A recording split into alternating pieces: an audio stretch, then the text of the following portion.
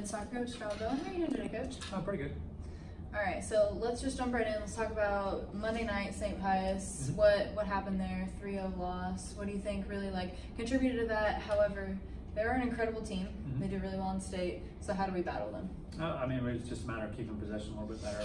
We could do it at times. As soon as they upped the pressure, then we had a hard time keeping track or keeping up. So you had to move the ball faster and then fewer touches. And if you're not checking your shoulder and looking around, you're really not sure where to go with the ball. And every time we weren't sure, they took the ball. So it made life difficult for us from that perspective. Defensively, I thought we were fairly organized. Of course, if we made a mistake, they punished us with a goal. So overall, I didn't think we played that bad. We were really, really leg heavy. For a lot of the girls, it was their 4th, 5th, 6th game in 4 days. And so throw that in there, plus double practices with club and everything. And we were lucky we didn't have more injuries than we did. Speaking of injuries, we have a lot of people sitting on the bench right now. Are we looking to have some of those people back for playoffs, or are we looking to have none of them back? Unfortunately, Merritt Parker's out for the year with ACL. She's already had her surgery and is recovering well. Chloe Thompson also out for the year with ACL surgery. She's just getting back to school this week and getting going there, so she's out for the year as well. Quinn Nowicki had like an ACL strain, which we thought was doing okay, and then last week we kind of ran her through the gamut to see how she was doing, and couldn't quite get through the week without pain, so we backed off that a little bit. So we're hoping she might be ready by Tuesday. Maybe the second round, if we advance, will probably be a better estimate. Darby Olive with a hamstring. I mean, she's still limping around in school yesterday, so she won't play Thursday, maybe Tuesday. We're going to kind of shut her down for the weekend and then see how we do Monday. Let's see, Kaylee Ward with leg cramps.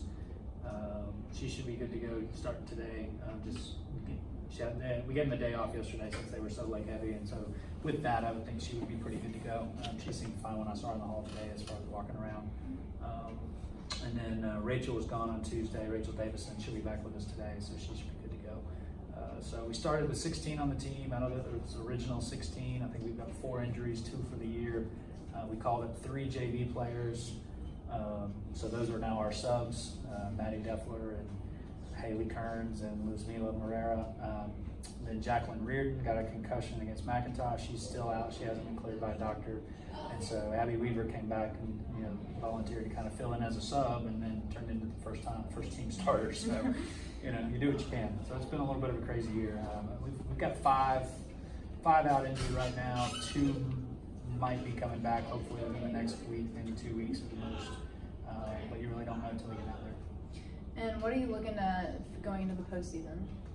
Just once you get the postseason, everything starts over. So it's everybody's 0-0. As long as you outscore them, people are happy, and if you don't, then you're done. So a little bit more of an intense environment. We have to get things done a little quicker. Our schedule will help us in that regard because we played St. Pius. We won't see them in the tournament. We've played Marist. We won't see them in the tournament. We've got Northgate, who tied McIntosh earlier this year, tomorrow night. So that'll help us prepare. When we play a McIntosh or Decatur or Whitewater again, we've seen teams at their level or better. So we've conditioned. It's just a matter of whether we've learned our lessons and can perform well enough on the day to make it happen. And then what is one of the biggest things that you guys have been working on all season long? All season long is always about support. It's defensive support, working together, having proper shape. Offensive support, are we always in a position to help somebody out? Do we get numbers around the ball? Do we give them an option to go in behind? Do we give them a width option? Do we give them an easy drop?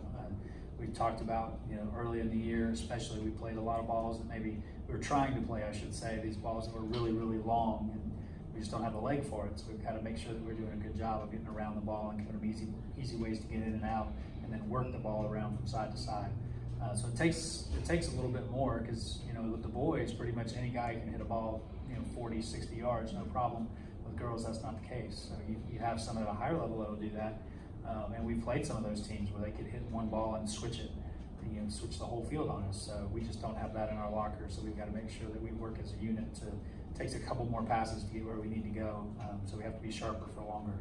And so hopefully as the season's gone on, we've got better about doing that. And then speaking of our defense, I noticed that Chloe Stradlin was back on defense. What was the reasoning behind that? Well, Rachel wasn't here on Monday, so we had to move somebody to center back. Chloe does a real good job for us, is very vocal, organizes everybody. So she played center back on her club team and played outside back for us and on our club team up until last year. So defense is where she's actually most comfortable. She does a great job for us in midfield, but you know, if she had to be outside back, she'd be thrilled. Center back was close enough, so she was happy, and she did a great job for us. Is there anything else you want to say to people watching? Oh, come to the game Tuesday, 4 o'clock. We play Ware County, and then boys follow at 6. So we'll see you there. Thank you so much for your time, Coach. Thank you guys for watching. Thank you.